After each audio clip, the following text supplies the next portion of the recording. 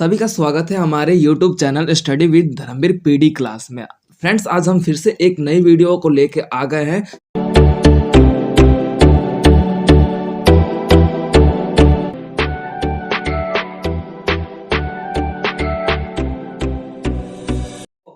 First of all मैंने BPSC 142 के जो मोस्ट इंपोर्टेंट क्वेश्चन है अप्रोक्स 22 या फिर 20 के आसपास मैंने क्वेश्चंस लिखवा रखा है जो मेरे YouTube चैनल पे अपलोड है।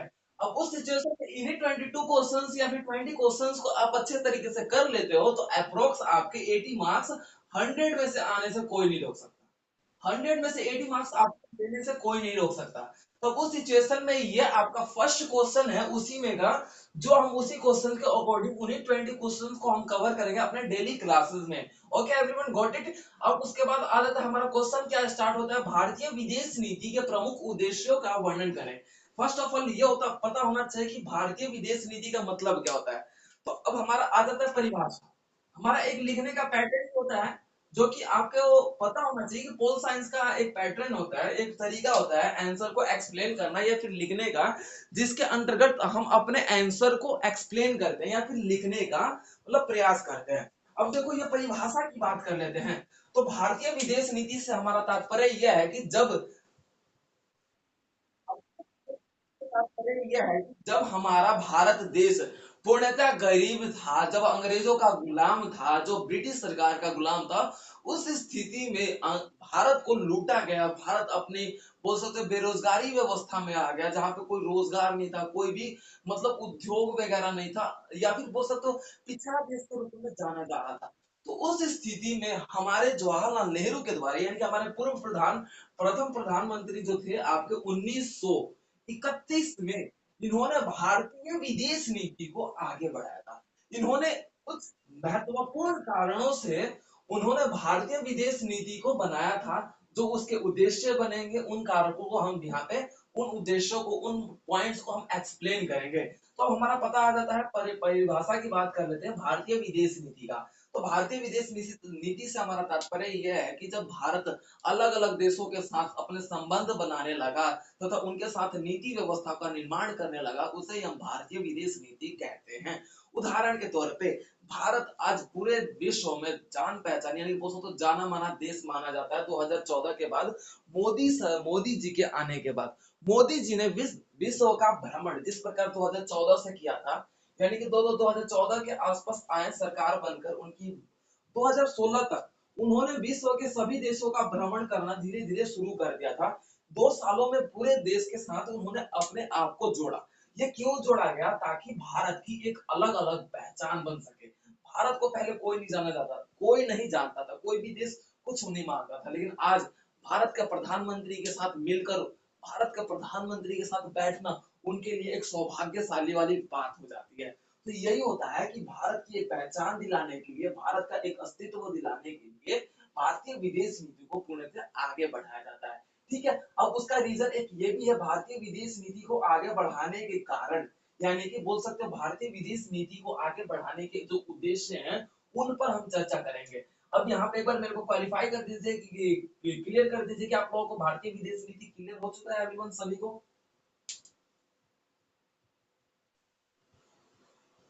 हेलो, जल्दी जल्दी बताओ कि क्लियर हो गया भारतीय विदेश नीति क्या है। भारतीय विदेश नीति मतलब क्या है, उसका डेफिनेशन क्या है।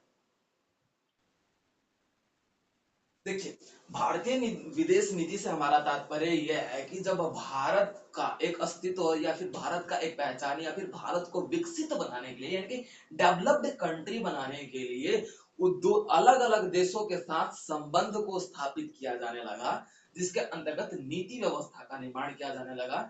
जैसे कि आपका देखा जाता है भारत आपका रूस के साथ उसका संबंध जो है बहुत ही गहरा पाया जाता है, बहुत ही मित्रता पूर्वक उनकी भावनाएं पाई जाती हैं। भारत हमेशा रूस के साथ खड़ा रहता है या फिर रूस भी भारत के साथ खड़ा रहता है। तो ये जो नीति व्यवस्था इसे ही बोला जाता है भारतीय विदेश नीति। ये नीति व्यवस्था कुछ कारणों पर निर्भर करता है जो कि इसके उद्देश्य बनते हैं। यानी कि उद्देश्य मतलब कारण भी हो जाता है और आपके कारक भी हो जाते हैं। तो भाई भारतीय विदेश नीति को इसलिए लागू किया गया था ताकि हमारा भारत का भी खुद का एक डेवलप्ड हो सके। अब देखो, भारत को पहले कोई नहीं जानता था। अब मान लो कि ये ए है भारत यानी कि इंडिया है मान लो, ठीक है। अब उसके बाद ये आ जाता है रशिया, ये आ जाता है चीन, ये आपका अमेरिका। अब मान लो कि ये इनके साथ नीति बना रहा है, ठीक है। तो भाई इसकी पहचान बन रही है ना, सब ये तीनों देश इसको जानने लगेंगे ना। अब जैसे कि मान लो कि मेरा कोई फ्रेंड है, अब उसके साथ साथ मैं 10-15 और फ्रेंड बनाने लगा, भाई मेरी जान पहचान बन रही है ना। तो अब क्या हुआ, भारतीय विदेश नीति का यही एक उद्देश्य था कि भारत का भी पहचान बन सके विश्व स्तर पर या फिर अंतरराष्ट्रीय स्तर पर। तो वही इसके उद्देश्य कहलाते हैं। अब क्लियर हो गया सभी स्टूडेंट्स को? ठीक है, ठीक है। अब ये आपकी परिभाषा यहाँ पर भारतीय विदेश नीति था, ठीक है। अब उद्देश्य से हमारा तात्पर्य यह है कि कुछ कारणों को ध्यान में रखते हुए या फिर मद्देनजर रखते हुए भारतीय विदेश नीति को आगे बढ़ाया गया, ताकि आने वाले भविष्य में या फिर आने वाले वर्तमान समय या फिर भविष्य में भारत भी एक अपना अलग पहचान बनाकर अलग अलग देशों के साथ खड़ा मिले या फिर आगे चल सके, अपने देश के सभी लोगों का बोल सकते हो कि उसका विकास तथा उसकी जरूरतों को पूरा करने में सक्षम हो सके। इसीलिए भारतीय विदेश नीति को बनाने का ये उद्देश्य समझा जाता है। क्लियर है एवरीवन? अब बात कर लेते हैं हमारे भारतीय विदेश नीति के उद्देश्य का। तो आपका फिर उसके बाद उद्देश्य लिख के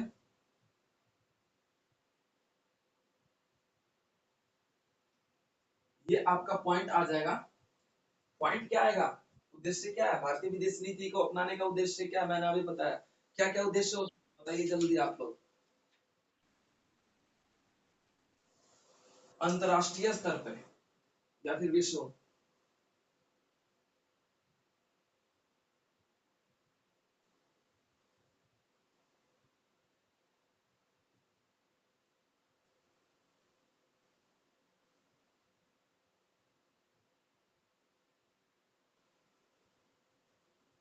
अंतरराष्ट्रीय स्तर की पहचान कहने का मतलब यह है कि जो भारतीय विदेश नीति को अपनाया गया उसके प्रमुख उद्देश्यों में से पहला उद्देश्य आता है आपका अंतरराष्ट्रीय स्तर पर यानी कि अंतरराष्ट्रीय स्तर पर पहचान। यानी कि अब क्या हुआ, भारत की विदेश नीति को 1931 में आगे बढ़ाया गया। आज भारत पूर्ण रूप से आपका देखा जाता है इसके टाइम पीरियड के बाद, यानी कि लगभग 70 साल इसमें और आपका आज 23 70 यानी कि अप्रोक्स देखा जाए तो आपका पर्टिकुलर देखा जाता है 92 ईयर्स हो चुका है।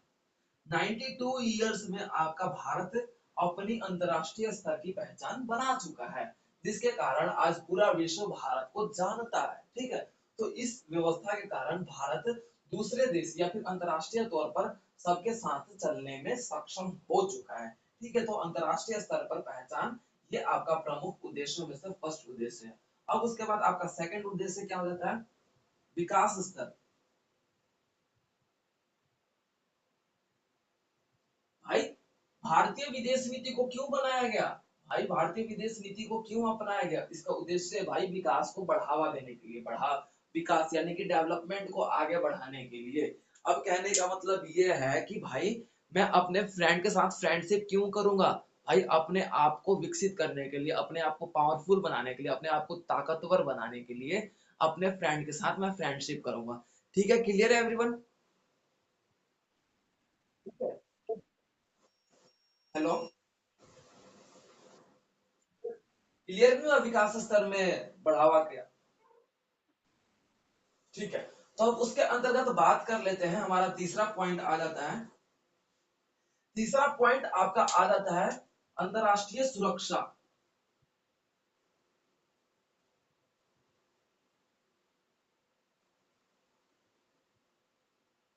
भाई भारतीय विदेश नीति को अपनाने का यानी कि भारत विदेश नीति को इसलिए भी अपनाया कि ताकि अपने आप को अंतरराष्ट्रीय सुरक्षा के अंदर रख सके। अब जैसे कि मान लीजिए कि हम दूसरे देशों मतलब दूसरे देशों के साथ मित्रता क्यों रखते हैं, ताकि वो हमारा दुश्मन ना हो के हमारा मित्र बन सके, ताकि हम खुद भी सुरक्षित रह सके तथा स्वयं को भी सुरक्षित रखे और दूसरा देश भी हमसे सुरक्षित हो सके। इसीलिए अंतरराष्ट्रीय सुरक्षा के माध्यम यानी कि अंतरराष्ट्रीय सुरक्षा को ध्यान में रखते हुए आपके विदेश नीति को आगे बढ़ाया गया था। क्लियर है एवरीवन? उसके बाद आपका फोर्थ पॉइंट आ जाता है स्वतंत्रता की स्थिति।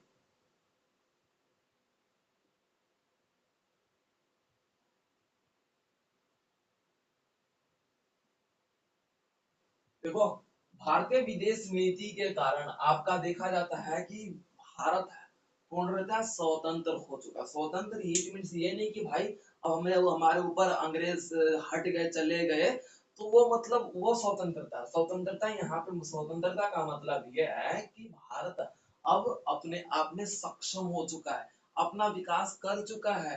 अब भारत पूर्णतः दूसरे देश पर डिपेंड नहीं है किसी भी कारण से। डिपेंड तो देखो सभी देश एक दूसरे पे है, लेकिन पूरा रूप यानी कि पूर्णतः पूरी तरीके से डिपेंड आपका भारत नहीं है। तो यानी कि भारत अब सक्षमता की स्थिति में आ चुका है या फिर स्वतंत्रता की स्थिति में आ चुका है। ये आपका फोर्थ पॉइंट है। क्लियर है?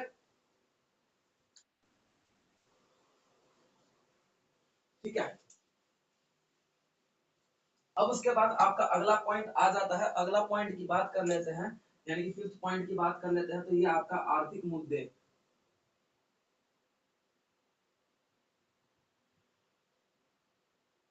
आर्थिक मुद्दा, आर्थिक मुद्दा से हमारा अभिप्राय यह है कि अब यहाँ पे पांचवा पॉइंट आ जाता है भारतीय विदेश नीति को अपनाने के लिए। इनकी भारतीय विदेश नीति को इसलिए अपना रहा था ताकि आर्थिक मुद्दे पर या फिर आर्थिक व्यवस्था को बेहतरीन तरीके से आगे बढ़ा सके। अब कहने का मतलब यह है कि भारत अब क्या है, दूसरे देशों के साथ जुड़ रहा है।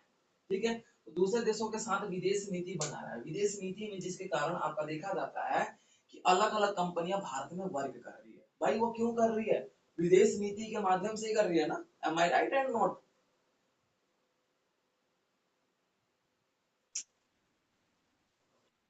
भारत में कोई भी कंपनी विदेश कंपनी है, चाहे सैमसंग हो गया, चाहे आपका बोल सकते हो कि भी आपका कोई भी मोबाइल का भी कंपनी हो, चाहे कोई भी एडिडास हो गया, चाहे कोई भी कंपनी क्यों ना हो, भाई वो भारतीय विदेश नीति के कारण ही इस काम कर रही है। उन पहले नीति बनाना पड़ता है। अब कहने का मतलब यह है कि मैं भाई किसी के घर पे जाके डायरेक्ट तो पूछ नहीं सकता, मतलब जा नहीं सकता ना भाई, पूछना पड़ेगा ना कि क्या मैं अंदर आ सकता हूँ। तो यही है कि अलग अलग कंपनियां भी भारत में वर्क कर रही है, तो ऐसे थोड़ी ना हमारे देश में आके राज कर सकती है। भाई हमने उन्हें लीगल वे यानी कि एक नीति व्यवस्था को लागू करते हुए उन्हें अधिकार दिया है। उसके बाद ही हमारा क्या है, उनके कंपनियां हमारे देश में वर्क कर रही हैं। तो उनकी कंपनियां हमारे देश में वर्क करने के कारण आपका क्या आर्थिक मुद्दे पर भारत आगे बढ़ रहा है। ठीक है, क्लियर हो गया? अब उसके बाद आपका छठा पॉइंट आ जाता है। पूर्ण रूप से हम ये देखेंगे कि राजनीति।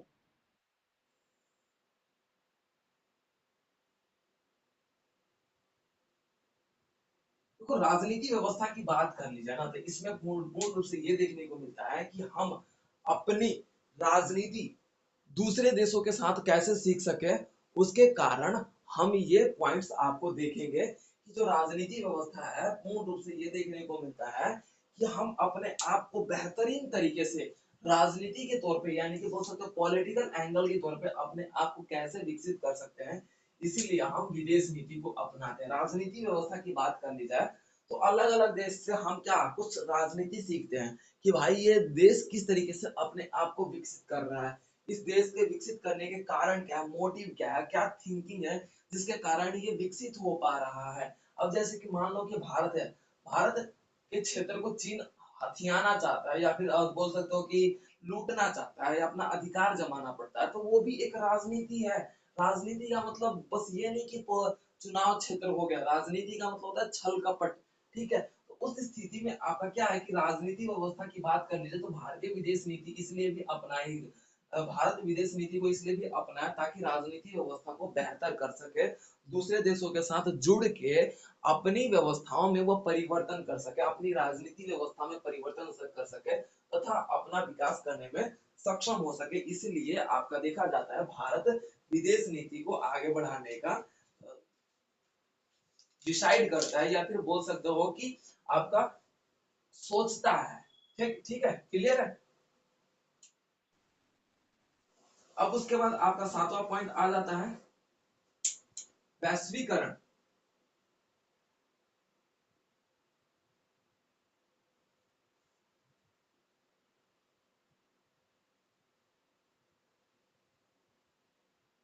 वैश्वीकरण की दृष्टि, सातवां पॉइंट है आपका भारतीय विदेश नीति को अपनाने का कि वैश्वीकरण की दृष्टि को भारत आगे बढ़ा सके। कहने का मतलब यह कि वैश्वीकरण का मतलब ये घुमंडलीकरण, घुमंडलीकरण इसका दूसरा नाम है। अंग्रेजी में कहा जाता है, ये ग्लोबलाइजेशन कहा जाता है। इसके अंतर्गत हम ये देखते हैं कि जब हम दूसरे देशों के साथ जुड़ते हैं तो हमारा विकास निश्चित होता है। तो भारत क्या है कि विदेश नीति को इसलिए अपना रहा है कि वैश्वीकरण की दौड़ में वो आगे बढ़ सके। वैश्वीकरण का मतलब होता है दूसरे देशों के साथ जुड़ना, चाहे वो आप व्यापारिक हो, चाहे आर्थिक हो, चाहे कोई भी क्यों कारण ना हो, वो आपका वैश्वीकरण कहलाता है। यानी कि दूसरे देशों के साथ हम जुड़ते हैं, चाहे कोई भी रीजन से, चाहे आपका व्यापार हो गया, चाहे शांति हो गया, चाहे राजनीति हो गया, आर्थिक हो गया, चिकित्सा हो गया, शिक्षा हो गया, आपका पर्यटन हो गया, चाहे आपका कुछ भी एनीथिंग एल्स, वो आपका वैश्वीकरण कहलाता है। तो भारतीय विदेश नीति को इसलिए आगे बढ़ाता है, उसके आगे बढ़ाने का उद्देश्य यही है कि वैश्वीकरण की दृष्टि में या फिर वैश्वीकरण के रास्ते पे वो आगे चल सके। क्लियर है एवरीवन? अब उसके बाद आपका 8वां पॉइंट आ जाता है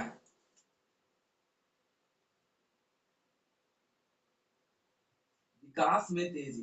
विकास वाला टॉप मैं अपना पॉइंट लिखवा दिया है क्या? ठीक है, आपका 8वां पॉइंट आ जाएगा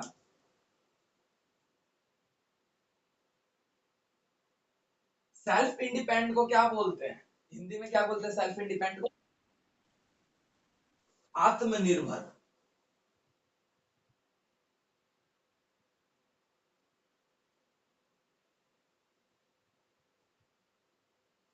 आत्मनिर्भर की, आत्मनिर्भरता,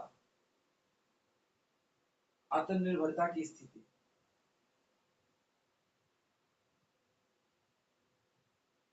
देखो, भारत विदेश नीति को इसलिए भी अपनाता है ताकि वो आत्मनिर्भर हो सके, यानी कि सेल्फ इंडिपेंडेंट हो सके। कहने का मतलब ये है कि पहले क्या था कि भारत दूसरे देशों पे डिपेंड था भाई, उसे किसी भी प्रकार का हथियार बनाना होगा, चाहे कुछ भी वेपन्स क्रिएट करना हो या फिर कोई भी कारण क्यों ना हो, पहले भारत क्या है कि आत्मनिर्भर नहीं था।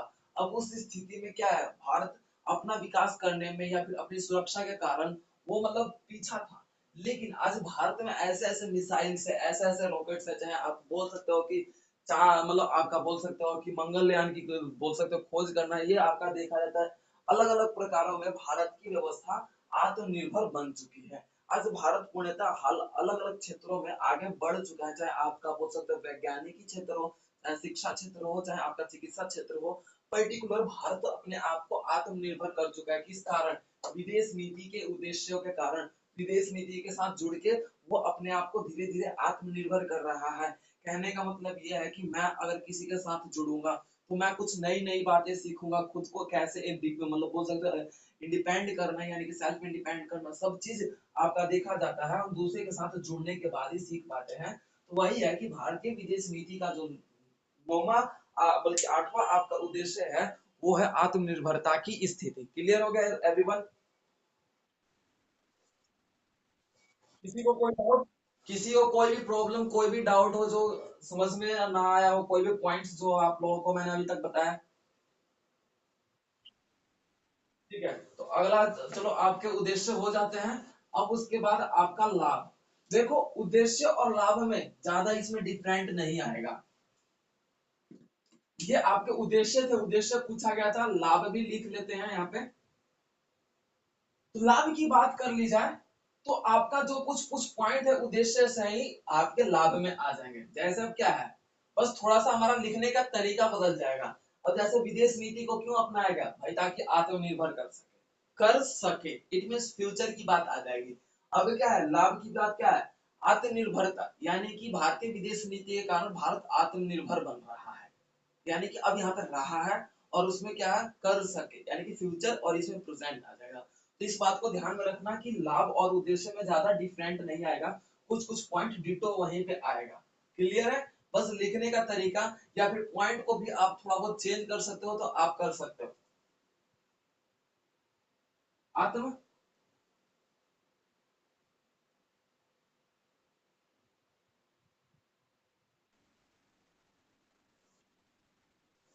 आत्मनिर्भरता।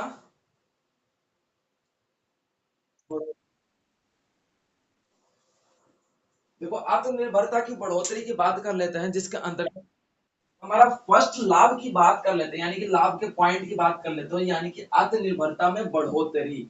बढ़ोतरी का मतलब यानी कि अब क्या हुआ है कि भारत विदेश नीति करने के बाद उसका जो लाभ आया है कि भाई भारत खुद को आत्मनिर्भर बना चुका है, धीरे धीरे अब वो आगे बढ़ और भी बना रहा है। तो ये आपका फर्स्ट पॉइंट है, जिसके कारण हम इसके बात कर लेते हैं।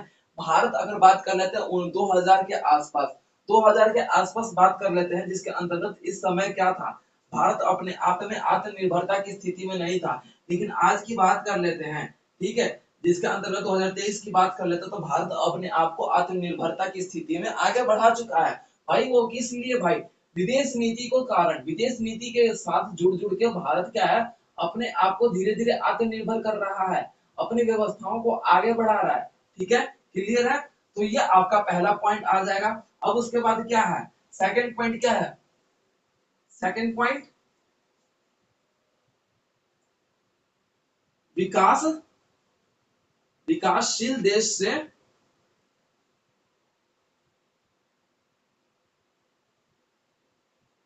विकसित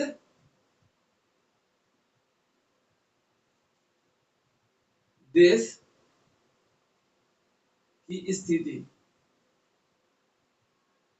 एवरीवन समझ में आ रहा है मैं क्या लिख रहा हूं? कहने का मतलब यह है कि भारत विदेश नीति के बनाने के, भारत विदेश नीति के बनाने के कारण उसका जो सेकंड लाभ आता है कि भाई वो क्या है, विकासशील देश था पहले भारत हमारा, अब भारत विकासशील देश के कारण, अब विदेश नीति बनाने के कारण भाई विकासशील से वो विकसित देश की स्थिति की ओर बढ़ रहा है। ये आपका सेकंड लाभ हो जाएगा। ठीक है, एवरीवन क्लियर हो गया। जिसके अंतर्गत हम बात कर लेते हैं, तो पहले आपका देखा जाता था कि अगर 1950 की बात कर लेते हैं, लेकिन आज का जो दौर रहा है, आज का जो टाइम पीरियड रहा है, आज भारत अपनी आर्थिक स्थिति में इतना आगे बढ़ चुका है, जिसके कारण वह अपना देखा जाता है कि आज हमारा भारत भी विकसित देश की स्थिति में धीरे धीरे ढल रहा है या फिर आ रहा है। क्लियर है। अब उसके बाद आपका थर्ड पॉइंट लाभ की बात कर लेते हैं, आर्थिक स्थिति में मजबूती।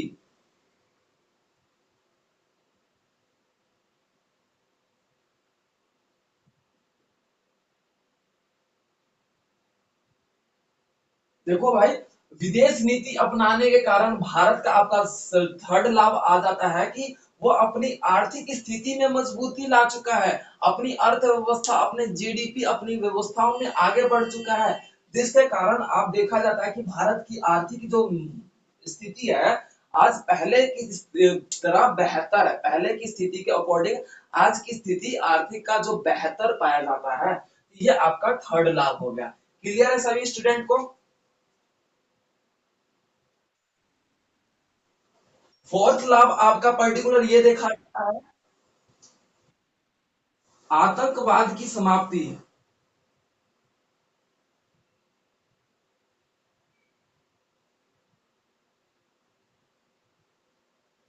आतंकवाद की समाप्ति की बात कर लेते हैं, तो भारत आज दूसरे देश के साथ अपने विदेश नीति को बनाने के कारण वो दूसरे देशों से अपनी मित्रता तथा भाईचारे जैसी भूमिका रख रहा है।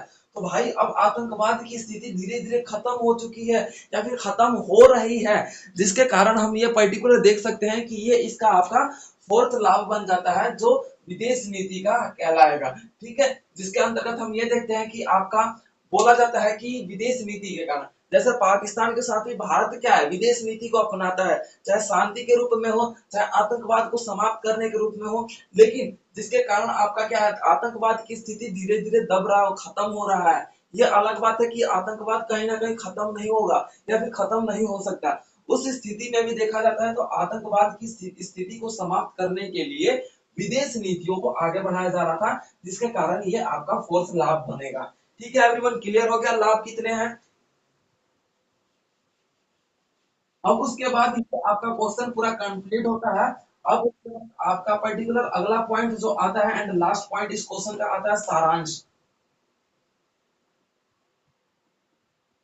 देखो सारांश की बात कर ली जाए तो यानी कि सारांश यानी कि इस आंसर का अंश, कहने का मतलब है कि पर्टिकुलर हर एक क्वेश्चन में पॉलिटिकल साइंस के पेपर में आपको सारांश लिखना जरूरी है। सारा परिभाषा से शुरू होके आपका सारांश तक आंसर जाएगा।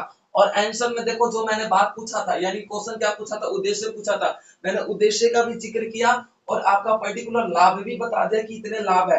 इन्हीं पॉइंट्स को लिखोगे, इन्हीं पॉइंट्स को एक्सप्लेन करोगे तो आपके अप्रोक्स 7-8 पेज फिल हो जाएंगे। लेकिन जितना आपको जो पूछेगा, मान लो उद्देश्य पूछा तो भाई उद्देश्य आपके 4 पॉइंट या 5 पॉइंट लिख के 2 लाभ जरूर लिखना। इससे क्या है कि एग्जामिनर को ये पता चलता है कि हाँ, स्टूडेंट को बेटर तरीके से आंसर लिखने का जो बोल सकते हो पैटर्न जो होता है वो आता है, तो इसमें आपके मार्क्स में इंक्रीजेबल होने के चांसेस बहुत ज्यादा बढ़ जाता है। उस स्थिति में ध्यान में रखते हुए आपका पूरा परिभाषा से सारांश तक इतने पॉइंट्स को कवर करना जरूरी होता है।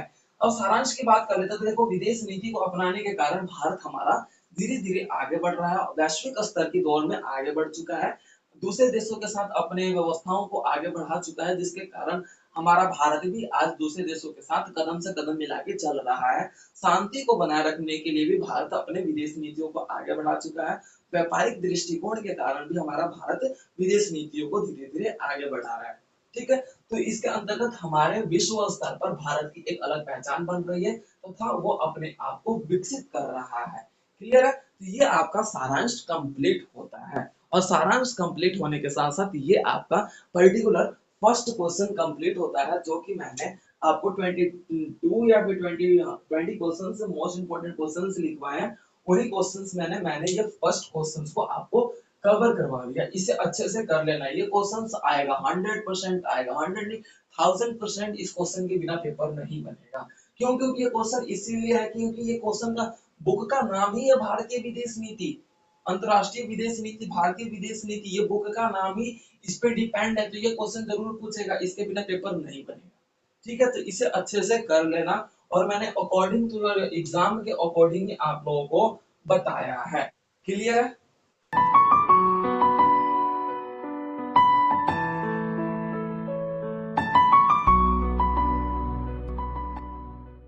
तो वीडियो को like, comment, share and subscribe करना ना भूलें।